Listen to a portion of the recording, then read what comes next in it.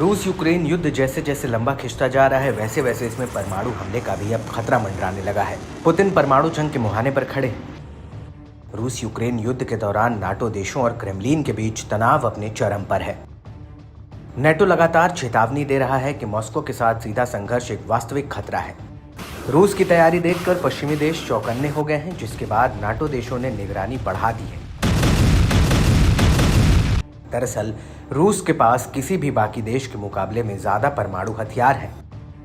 ये बयान तब सामने आया है जब पुतिन और रूसी अधिकारी कीव और उसके पश्चिमी भागीदारों के खिलाफ परमाणु हमले की धमकी दे रहे हैं। एक बार फिर रूस के विदेश मंत्री डॉक्टर सर्जेई लावरोव ने चेतावनी दी कि मॉस्को के परमाणु हथियार पूरी तरह से युद्ध के लिए तैयार है।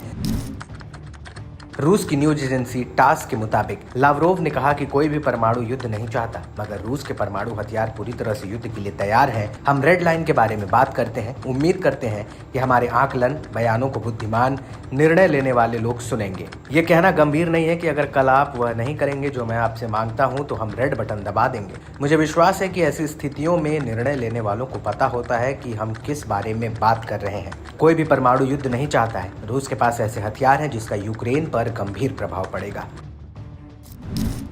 खास बात है कि रूसी विदेश मंत्री का बयान ड्यूमा के स्पीकर वोलोडिन से अलग है। वोलोडिन ने कहा था कि अगर पश्चिमी देश यूक्रेन को लंबी दूरी वाली मिसाइल की सप्लाई करते रहते हैं, उनसे रूस की जमीन पर हमला होता है, तो फिर हमें परमाणु हथियार की तरफ रुख करना होगा। ऐसी कार्रवाइयों से परमाणु हथियारों का वैश्विक युद्ध छिड़ सकता है, इसलिए पश्चिम की सोच समझकर और रेड लाइन का ख्याल रखकर कोई फैसला लेना चाहिए।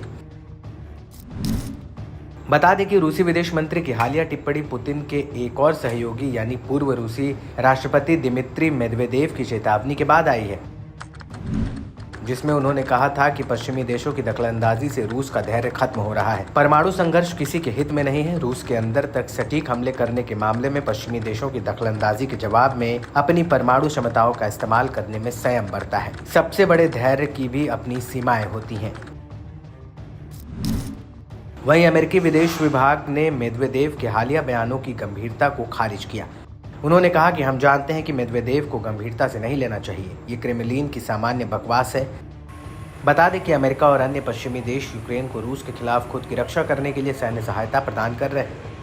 इस साल की शुरुआत में अमेरिका ने यूक्रेन को लंबी दूरी की एटकेम्स मिसाइल को सप्लाई की थी। इस दौरान यूक्रेन ने अमेरिका और ब्रिटेन पर दबाव डाला कि वे अमेरिकी एटकेम्स और ब्रिटिश स्टॉर्म शैडो मिसाइलों पर प्रतिबंध हटा दें, जिससे इनका इस्तेमाल रूस के भीतर तक में किया जा सकेगा।